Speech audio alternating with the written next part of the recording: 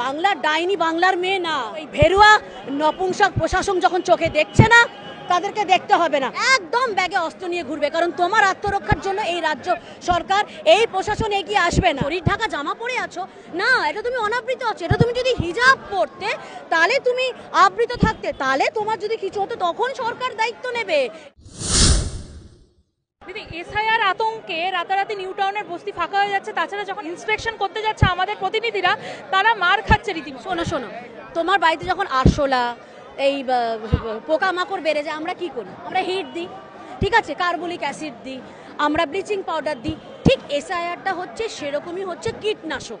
তো এই কীটেদের জন্য এসআইআরটা অনেক দিন আগে দরকার ছিল। এবং তোমাদের মাধ্যমে তোমরা তো আমার বোনের মতো, তো প্রত্যেকটা বোনকে অনেক তো নিদান শুনেছো। আমি দায়িত্ব নিয়ে তোমাদের অভিভাবিকা হিসেবে একটা নিদান দিচ্ছি, একদম ব্যাগে অস্ত্র নিয়ে ঘুরবে। কারণ তোমার আত্মরক্ষার জন্য এই রাজ্য সরকার, এই প্রশাসন এগিয়ে আসবে না। সে তখন কি বলবে, তুমি 8টার পর বেরিয়ে তুমি সাংবাদিকতা কেন করেছো? তুমি এই যে পুরো শরীর ঢাকা জামা পরে আছো না, এটা তুমি অনাবৃত আছো। এটা তুমি যদি হিজাব পরতে, তাহলে তুমি আবৃত থাকতে, তাহলে তোমার যদি কিছু হতো তখন সরকার দায়িত্ব নেবে। এটা তো হিজাবই সরকার, এটা তো মুসলিম লীগ 2 সরকার চলছে। অতএব যদি রাজ্যের বাংলার ডাইনি বাংলার মেয়ে না, আমি বাংলার মেয়ে, একটা বাংলার মেয়ে যদি এবার হেনস্থা হয়েছে, সেই বাংলার মেয়ে এবার হাতে অস্ত্র তুলবে এবং সেখানে দাঁড়িয়ে মা কালীর মতো মুন্ডুচ্ছেদ করবে।